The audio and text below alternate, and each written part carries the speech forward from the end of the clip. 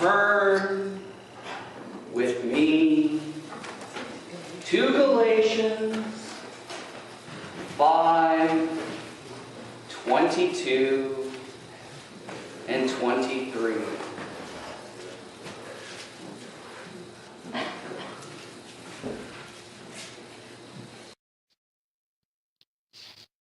For you out there, how many of that was awkward? Honestly. Were you squirming in your seat? My brain was squirming because I'm always fast. I'm always like on the go. I'm not a slow guy. But I wanted to bring that message across of patience. It took you guys patience for me to watch me, agonizingly watch me slowly walk to the podium. And it agonized you even more as I was just going in slow motion, getting my notes ready, and then finally I spoke, and I was speaking really slow. So I guess I get the object lesson out of the way. So there's the illustration right there. So obviously today, the fruit of the Spirit that we're going to be discussing is patience. It's also been called long-suffering. I like that word, long-suffering. It really brings across what patience is all about. Long-suffering. And I tell you, the greatest example of long-suffering for parents is vacations and road trips with their kids. Amen? You have the kids in the back seat. You're driving, several hours, maybe a couple days. Maybe you're going out west. And, you're traveling through provinces and you're traveling days and, day in and day out. Are we there yet? Are we there yet? Are we there yet? Are we there yet? That's long suffering, right? That takes patience. And, I'm kind of scared to preach this message because God has been dealing with me as I'm preaching about the fruit of the Spirit, and He's dealing with me on the fruits that I need to deal with myself. And as my wife Pam can tell you, I'm not a patient guy. Because I do everything fast. And, if you noticed, I hardly give you guys time to find the Bible passage because I got them bookmarked, man. And I'm just there, because I got a lot of passages I want to get across, so I got them bookmarked so I don't waste time. But guess what? I didn't bookmark any because I've got to learn patience. You've got to learn patience. So it's going to take me a while to get to the passages we're reading this morning, but that's okay because we've got time. There's no Super Bowl this Sunday, so we've got time, right? Last Sunday was a different story for some of y'all. But patience. Galatians 5:22 and 23 says, "The fruit of the Spirit is love." We talked about love today because we know that Valentine's Day is coming up, and we've discussed how God is the very definition of love. The fruit of the Spirit is love, joy. Boy, that was a hard one for me because I had to choose joy that week, remember? Boy, I was suffering hard. Peace. Brother Dave had to deal with peace this week. You had to choose peace, didn't you, brother? Oh, there's some trials and tribulations that came this guy's way, and he had to choose peace, and it's hard. So it's hard not only to practice what you preach, but to live out the word. Love, joy, peace, patience, which is what we're going to be dealing with today, gentleness, goodness, faith, meekness, temperance, otherwise known as self-control. Against such, there is no law. So the word for long-suffering or patience in the Greek, if I can pronounce this, is makrotuma. And it means endurance, it means patience, and it means fortitude.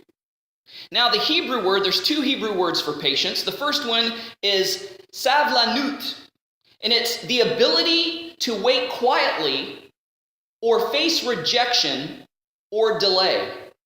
That's a pretty good definition of patience. The ability to wait quietly or face rejection or delay. It also means the ability to bear calmly with self-control a frustrating or upsetting situation. And I'll read that again. The ability to bear calmly with self-control a frustrating or upsetting situation. Now, I've never taken a baseball bat and beat out somebody's windshield on a car. I've never stopped on the side of the road and got angry and went out and yelled at the other driver, but I tell you, I really felt like it sometimes. I got a little road rage that I have to deal with because I like to get to where I'm going. And every time you have an appointment to go somewhere, it never fails. Murphy's Law is a real thing. It never fails. You're driving and, I usually leave early, but once in a great while, I'll be a little late. And it's usually when I'm late and running behind that there'll be some slow Jill poke in front of me, right? And I'm driving, I'm like, oh my, really? Come on. It's 40 and you're going 20? Really? Oh my goodness, come on. Or you get stuck behind a plow or a salt truck. You're like, oh, good grief. And then you get behind that, or you pass them, and you get going, and all of a sudden, they're putting in telephone poles up at Thai camp. And then there's somebody with a sign saying stop. You're like, oh, for real? Really? So it just seems like all the time there's these little delays. So God is working on me with my patience. And I tell you, sometimes it's long suffering. So you have the ability to bear calmly with self-control. Boy, I got to be really careful when I preach that message, self-control. That'll be the last one because that's a hard one, right? Dealing calmly with self-control, a frustrating or upsetting situation. Now the second Hebrew word is erek ruach. And this is a very descriptive definition. It's almost self-explanatory. Erek ruach means long breath. And that kind of reminds you of long suffering. So sometimes when you're having to deal with a situation where you're having to practice or employ patience, you're like, long breath, right? Erek ruach. My wife hates that. Every time I go, she knows I'm getting impatient. She's like, you stop that. She always calls me out on it, right? So we've heard the joke. If you've been in church pretty much all your life or any length of time, you've probably heard that joke where, you don't pray for patience, right? Don't pray for it because God will put you in situations that will make you practice patience. And then sometimes people say, Lord, give me patience, but hurry, right? So turn with me, if you will, to James. Which James was Yeshua, Jesus' half-brother. And actually, his name was not James. In the Hebrew, his name was Jacob. But I think that the translators were kind of giving a little nod to King James there. So, James, chapter 1, beginning with verse 2. Consider it a great joy. Wow, there's another fruit we were just talking about a couple weeks ago, right? Consider it a great joy, my brothers and sisters, whenever you experience various trials, because you know that the testing of your faith produces endurance. Now, most of your translations probably says patience, but that's another definition of patience is endurance. My particular translation says endurance.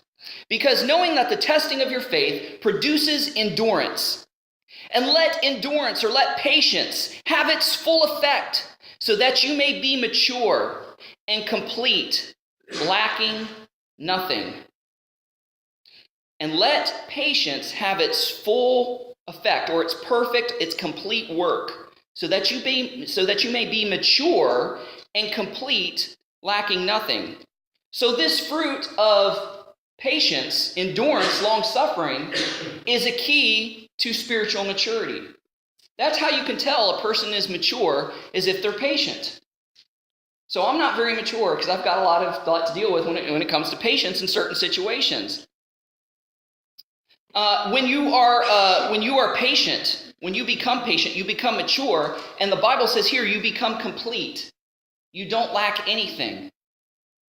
So that's a pretty interesting key in order to be complete and to lack nothing is be patient.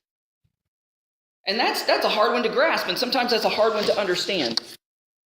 Now Proverbs 16:32 says, patience is better than power, and controlling one's emotions than capturing a city.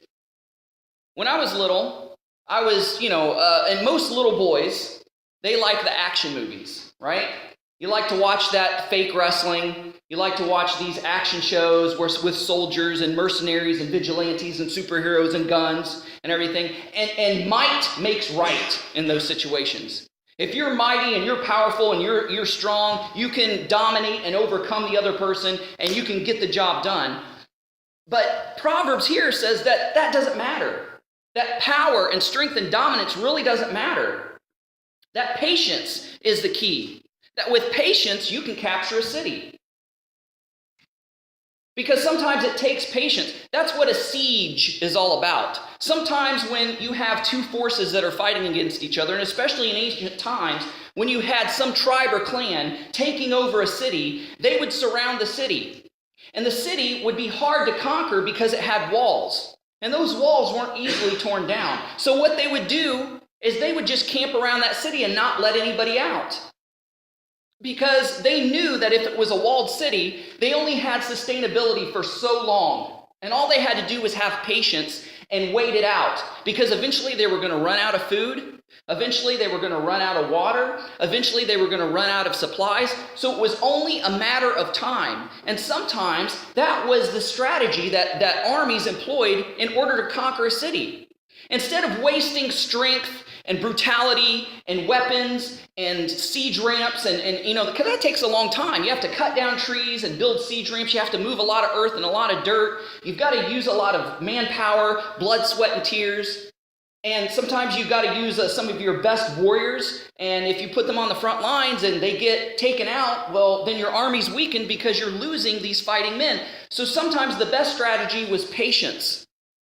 And they would surround a city and put a siege upon it so nobody can come in and nobody can go out. And they would starve these people out. And eventually, the people inside, depending on how resolute they were to stay independent, they would either start reverting to cannibalism, they would die of starvation, or they would surrender, say, we give up, you can take us over, we've got to eat, we've got to have food. So I think this is what Proverbs is getting at. Patience is better than power, and controlling one's emotions than capturing a city. If you can wait long enough and be patient long enough, anything that you want could possibly happen. And we live in a society today that really doesn't know a lot about patience. Because if you have a question, all you got to do is ask Google. All you got to do is ask Alexa. And when you plug that into the computer, it will actually tell you how many seconds it took for it to find the information for you. If you look up in the corner, and a lot of times it's 0.53 seconds or 1.23 seconds. And boom, we can have information in an instant. You can have your glasses made in about an hour. You can have pizza delivered to you in about a half an hour. You can have popcorn, fresh popped popcorn from your microwave in about 3 minutes. And it's hard for us to be patient. Now, you don't even have to press buttons on your remote control to change the channel. Used to, you'd have to get up from your easy chair, walk, 100 feet to your television and actually turn the knob. And then we got a remote where we could just press buttons. And then now all you have to do is just say, channel 3. And boom, it's there. So in our society, it's hard for us to learn patience because we have everything right now. And used to, I remember coming to Canada and visiting Canada for this first time, it was bizarre to me to walk into certain people's houses and see it half finished. They would have certain parts all done, and then you'd see drywall and just bare beams of rafters and the floor all tore up and everything, and we'd visit somebody and I'd leave and I'd say, Pam, what's that all about? Oh, well, people just work on their house once they get the money and they work at it a little bit at a time. And I'm like, wow, that's pretty smart. But you don't see that anymore. That was 20 years ago. Now, people just go into debt in order to, get their house finished. And then they're paying interest and a whole lot more than it would take if they just did it a little bit at a time. See, all it took was a little bit of patience. And a person can get the house to where they want it instead of going into debt and having all this debt to pay because everybody wants it right now. So just like the other fruit of the Spirit, we said that love, joy, and peace. What did we say that love, joy, and peace were? I mean, does God just grant it to you? Does he zap it down to you from the sky? What does it take, to get love, joy, and peace? Exactly, it's a choice. And patience as well as a choice. We'll see that the fruit of the Spirit, the majority of them, is a choice. It's not these things that we pray for, oh God, give me this, give me that, and expect it supernaturally to be downloaded to you. No, if you want love and joy and peace, God does give an extent of it, but you have to practice it yourself. You have to choose it yourself. And it's the same with patience. You have to choose patience. I remember one time, my daughter was going to be late for a soccer game. So they got all dressed, and we got one of her friends that we were going to take with her, and we got in the car, and we drove there. And I was driving pretty fast because we were going to be late. All to discover that it was the wrong day and the wrong date that they weren't having. And my daughter knows that I'm not a patient person. She expected me to go nuclear. She expected me to go off. And I thought to myself, you know what? There's no sense in getting upset or getting angry about this. This could have happened to anybody. And I drove back, and I was kind of humming and singing a song, and my daughter's thinking, oh, maybe he's going to explode when he gets home. You know? I mean, I was a little upset because I was like, wow, I just wasted an hour driving to this soccer game that never, that didn't exist. Oh, to come to find out it's a different day and everything. And thinking on top of that we were going to be late for it. And Ariana, she's like, wow, I'm really surprised you handled that really well. I said, yeah, I decided to choose patience. I just knew that there was no reason. I'm looking on the bright side. At least we got to go out for a nice drive. So it's all about choice. It's all about choosing patience. Now, patience is like a muscle. What happens when you don't use your muscles? They atrophy, right? You lose muscle integrity, you lose muscle strength. And we see this, especially if somebody's been in an accident and they're in a wheelchair for any length of time. They start losing muscle mass in their legs. And once they get better, they have to go to physical therapy to learn how to walk again. And they have to rebuild those muscles that they lost because they sat for so long in a wheelchair or laid for so long in bed that their muscles atrophied. And there was I'm an avid workout enthusiast. I work out just about every day. But there was a time last year where there was a stretch where my workouts were kind of spotty. I was kind of all over the place. I wasn't consistent working out every day. And I noticed that once I started getting back to a normal routine, I lost some muscle mass. I couldn't lift as much as I used to. I couldn't, I wasn't as strong. I couldn't run as long as I could without getting out of breath. My endurance was down. And so patience is like a muscle. You have to work at it every day, and you have to build it up, and you have to use the muscle of patience, or it will atrophy. It will become weak. Paul the Apostle, he must have been one of the most patient men on earth. Because going through what this gentleman went through, you had to learn patience, grow patience, and cultivate patience in order to go through what the Apostle Paul went through. So let's take a look at the things that the Apostle Paul went through in his life. In 2 Corinthians chapter 6, now, what we're about to learn here is that patience, one of the ways that patience comes is through trials and tribulations. Nobody likes to hear about trials and tribulations. There's nobody volunteering saying, God's like, okay, who wants some trials and tribulations? Ooh, me, God, me, please pick me first. Nobody's doing that. Nobody wants trials and tribulations. It's one of those things that trials and tribulations is not a matter of if, it's a matter of when. So we don't have to pray for trials and tribulations. They're going to come on our own. But they came on the Apostle Paul hot and heavy, and he used these situations in order to cultivate patience in his own life. In 2 Corinthians chapter 6, beginning with verse 3, he says, "We are not giving anyone an occasion for offense, so that the ministry will not be blamed. Instead, as God's ministers, we commended ourselves in everything by great endurance." That word endurance is just another word for patience. So by great patience, by affliction, by hardships, by difficulties, by beatings, by imprisonments. Some of you were there at the Harvest House last night for our church's movie night, And for those who weren't able to come, you really missed a great movie. It was Tortured for Christ. It's the movie adaptation of the book Tortured for Christ by Richard Wurmbrand, and he was the founder of Voice of the Martyrs. This man was in prison because he was a Christian, because he was a Lutheran pastor who refused to concede to the Communist Party and to toe the party line. And as a result, he was in prison for 20-some years longer. And he was, just like the Apostle Paul, he was afflicted, he was beaten, he was imprisoned. And he learned patience through that. By riots, by labors, by sleepless nights. Boy, if there's anything that can make me impatient is a sleepless night. When I didn't sleep well the night before, that's going to be a rough day the next day. You've got to really employ patience then. By sleepless nights, by times of hunger, by purity, by knowledge, by patience, by kindness, by the Holy Spirit, by sincere love, by the word of truth, by the power of God through weapons of righteousness for the right hand and the left. Through glory and dishonor, through slander and good report, regarding as deceivers yet true, as unknown yet recognized, as dying yet see we live, as being disciplined yet not killed, as grieving yet always rejoicing.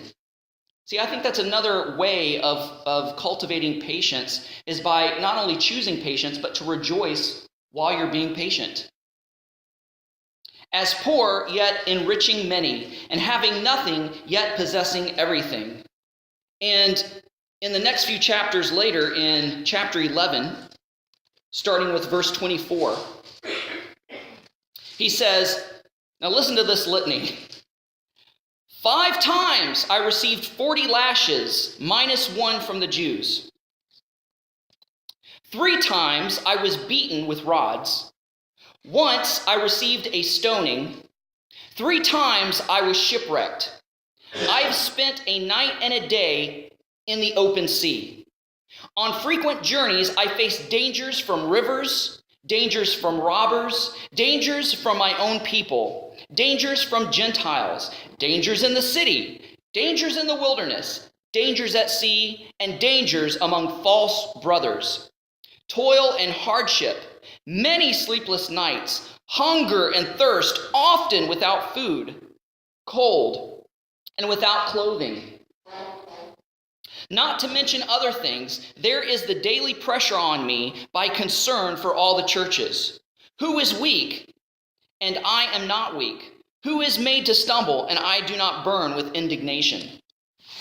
So all of these hardships that the Apostle Paul went through, he used to develop the fruit of patience, the fruit of endurance. So as I read through that litany, I hope you kind of thought about that and just kind of applied it to yourself. And this is happening today because we have brothers and sisters in other parts of the world that are being persecuted just the same way the Apostle Paul was. They're being put into labor camps, they're being put into prisons, they're being beaten, they're being tortured for Christ because they live in Islamic or communistic, atheistic countries where Christianity is illegal, and yet they have that great commission by the Lord to evangelize the people around them. So in 1 Corinthians chapter 4, starting with verse 11, the Apostle Paul goes on to say,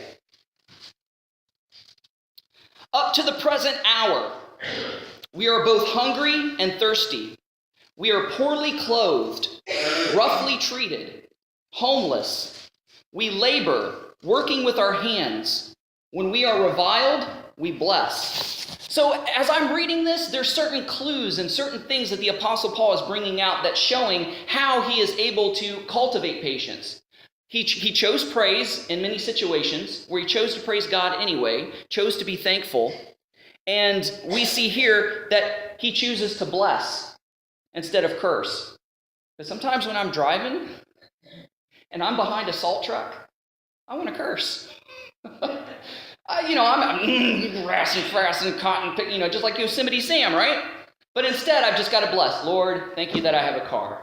Lord, thank you that I'm at least driving and not stuck in traffic somewhere in New York. Lord, I bless you that my car works, and thank you that this salt truck's out, making the road safe for everybody.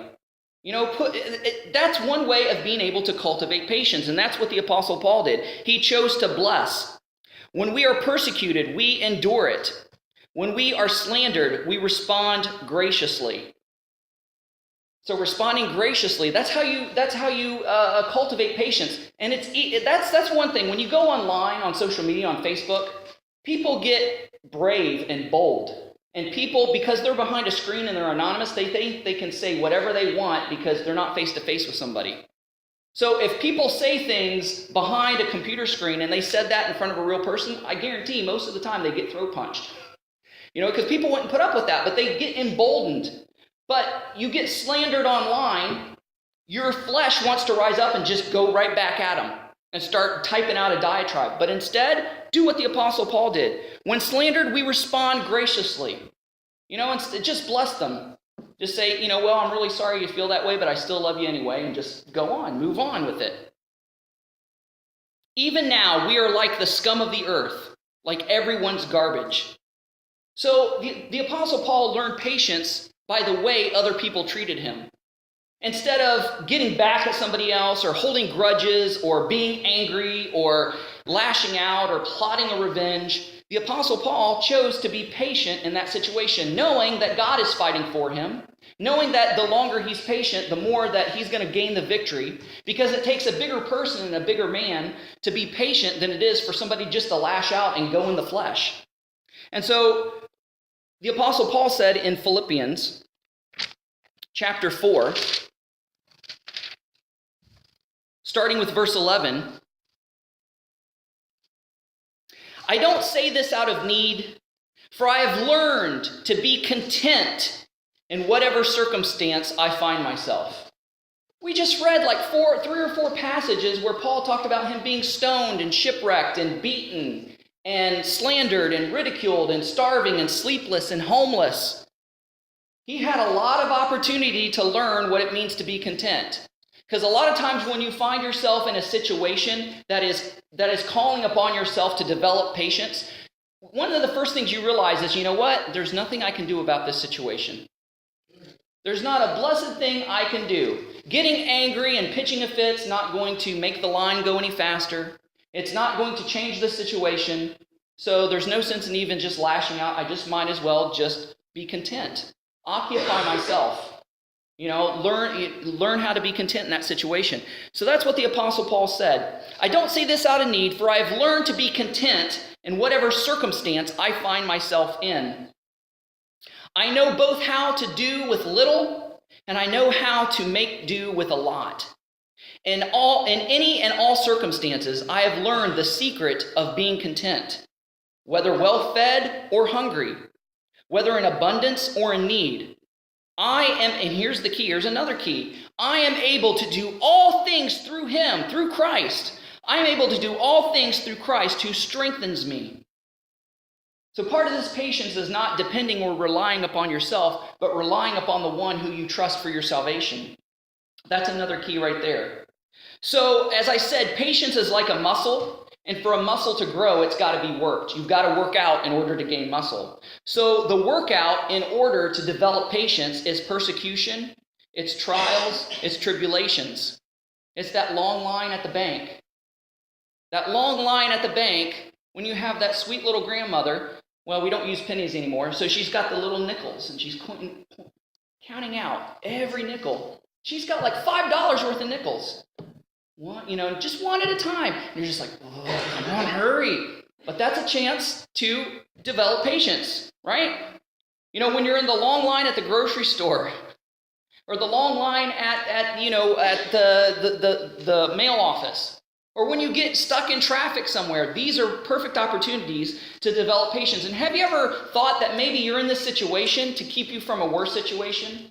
There's times where I've been driving down the road and I was stuck in a traffic jam, or I got delayed somehow because I realized I needed to fill up, or my air in my tire was low. So I had to take a few minutes to deal with that. Or maybe a big bug just committed suicide on my windshield and I had to wipe it off, right? And then I get in this traffic jam, and then a few minutes later I see this fatal car accident. There's an ambulance and a white sheet over somebody, and I thought, oh my goodness, if I was a couple minutes earlier, if that bug didn't hit my windshield, if my tire wasn't flat, if I didn't need gas, that could have been me. So sometimes the Lord causes delays not only to develop patience within us, but also to protect us and to keep us from worse things. So Matthew chapter 10, verse 22 says, "You will be hated by everyone because of my name, but the one who endures to the end will be saved." And we know that word for endurance is the same as patience. The one who's patient till the end, they're the ones who are going to be saved, right? So next time you find yourself in a situation where where you feel like you're in a hurry, where you want to get somewhere fast but you're stopped, or a situation where you're having to develop patience, pay attention to where you're at. If you're stuck in a long line, there's nothing you can do about it, right? Because if you switch to another line, all of a sudden the line you switch to is going to go slow. That's the way it always happens. Why not strike up a conversation with the person in line? Take notice of the people that you're in line with. Maybe they look down. Maybe they look defeated. Maybe they look like something's wrong. Maybe they look worried. And you could just give a kind word, a nice smile. Or maybe you could just tell them that you're praying for, or God may open a door for you to witness to them in a situation like that. So allow God to develop patience in you. And when you develop patience, you become more alert of the things that are happening around you. And as a result, you're being able to be used by God more effectively in the community. And sometimes we're just so much in a rush, and I'm guilty of this. We're so much in a rush and we're so busy that we don't take time to pay attention to the other people. I mean, sometimes, I'm thinking, I'm a guy, I'm a total guy. I'm task-orient driven. When I go to the store, I know exactly what I'm going in for. I go in, I get what I need, and I go out. There's no walking through the aisles and window shopping and, oh, wow, look at this. Oh, No, I go in and go out. And sometimes I see people and I'm so focused on going to that certain aisle and getting a certain thing, and I see somebody, and then I pass right by and I'm like, oh, that was so-and-so. Oh, man, they probably think I'm a snob because I didn't say hi. I need to live more in the moment. And in this fast-paced life, we need to develop patience and live more in the moment. Because that's one thing that we've lost in our society, is just being cordial with one another, being loving and being friendly with one another. And I'm discovering that to do that takes patience. Especially with little kids. When they're trying to tell a story, and you're sitting there smiling like, okay, what's the point of this story? And they're talking like this, and they want to tell a story, and then there was this bird, and you're like, oh, right? Developing patience, because patience is another form of love. When you're patient with other people, you're able to love them. And you're able to show that, I am in a hurry. Yes, I've got things to do, but you're a human being, and you're more important than the task that I'm engaged in. You're more important than what I'm about to do. And then sometimes, speaking at a Harvest House or a Bible study, and I'm focusing on packing up my camera and packing up this and getting ready to go, and somebody says, oh, can I talk to you? And sometimes I'm just so eager to get home and maybe get a bite to eat or go to bed or something like that. And it takes patience, because that person needs some attention. They need some advice. And I'm more than happy to stay back and take time for that person. So patience is another way that you can show somebody that you love them. So 1 Corinthians 13:7 says, love bears all things, believes all things, hopes all things, and endures all things, which means love is patient, right? And at the beginning of that passage it says love is patient, love is kind, right? Love never fails. So we need patience, and we are called to be patient. And in Hebrews chapter 12, actually in my Bible, the first part of chapter 12 has a heading, the call to endurance, or a call to patience. But it's kind of interesting. So Hebrews 12, 1 and 2 says, therefore, since we have such a large cloud of witnesses surrounding us, let us lay aside every hindrance and sin that so easily ensnares us, and let us run with endurance. Run with patience. Let us run with endurance, patience, the race that lies before us, keeping our eyes on Jesus, the source and perfecter of our faith. For the joy that lay before him, he endured the cross, despising the shame, and sat down at the right hand of the throne of God. One of my favorite Warner Brother cartoons is not the one, it's not the one with Bugs Bunny in it or anything, but it's the one about Aesop's fable about the tortoise and the hare. I mean, that is a great example of patience.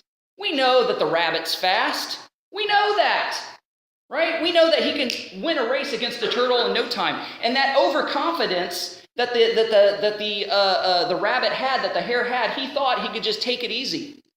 So in the Warner Brother cartoon version, we see that, the tortoise and the hare, they're at the starting line, and the gun fires and the rabbit's off, and he's like so far ahead of the turtle, right? He's passed like several trees already, and that turtle I think is like, ba-dum, ba-dum, ba-dum, dum, dum, da-dum. And he's just going really slow, and that rabbit's looking back, and he's like, oh man, I can take it easy. He's going to take forever.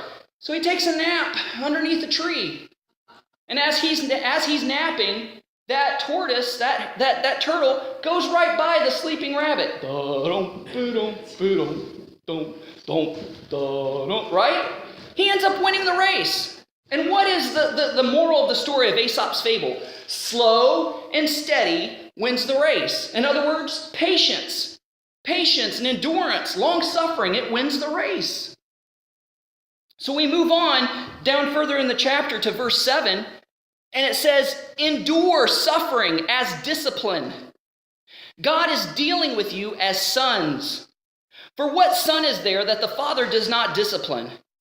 But if you are without discipline, which all of you receive, then you are illegitimate children and not sons.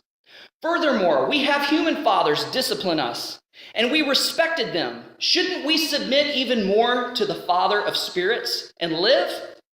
For they disciplined us for a short time based on what seemed good to them, but he does it for our benefit, so that we can share his holiness.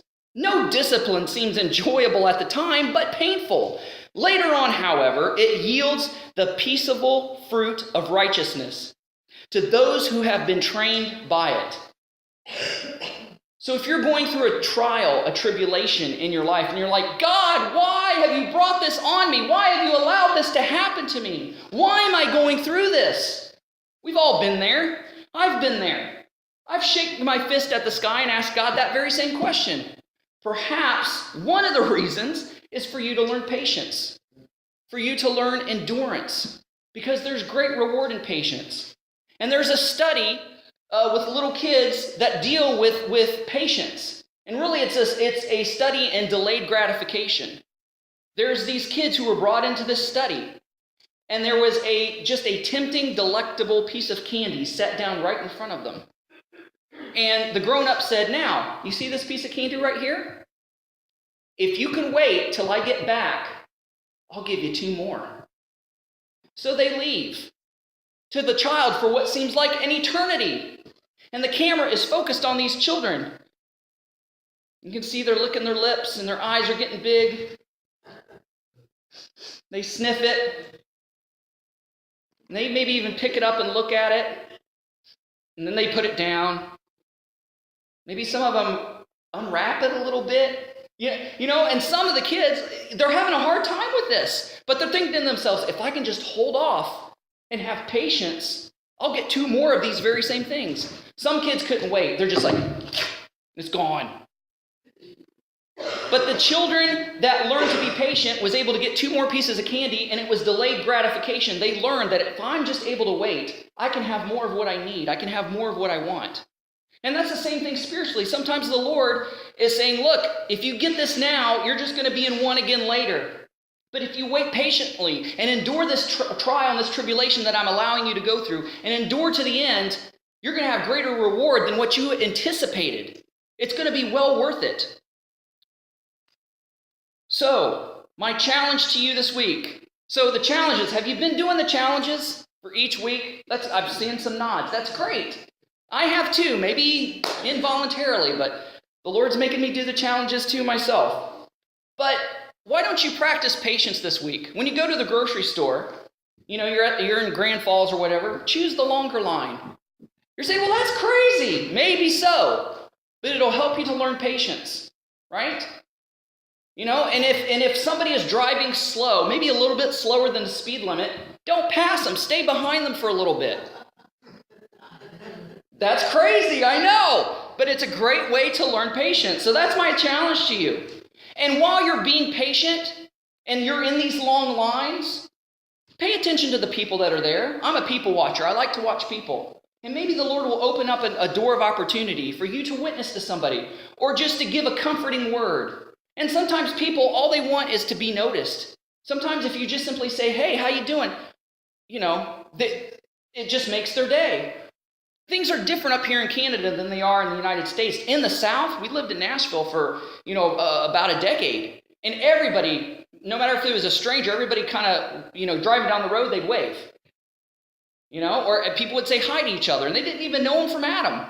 And we miss that in our society today. Just paying attention to other people, loving other people, taking time out for people, and developing patience in that way. So that's my challenge to you. Pick longer lines. And don't pass a Jill poke if you get behind them this week. All right, let's close in a word of prayer. AbrahamsDescendants.com, getting back to the first century in a 21st century way. Thanks for watching. Don't forget to press the like button as well as the subscribe button if you haven't done so already, and the notification bell that'll let you know every time I make a new video. And don't forget to share this with a friend. Also, visit our website at abrahamsdescendants.com. Thanks. Shalom. Thanks for watching. Stay connected by subscribing to our other social media accounts and visiting our website at abrahamsdescendants.com.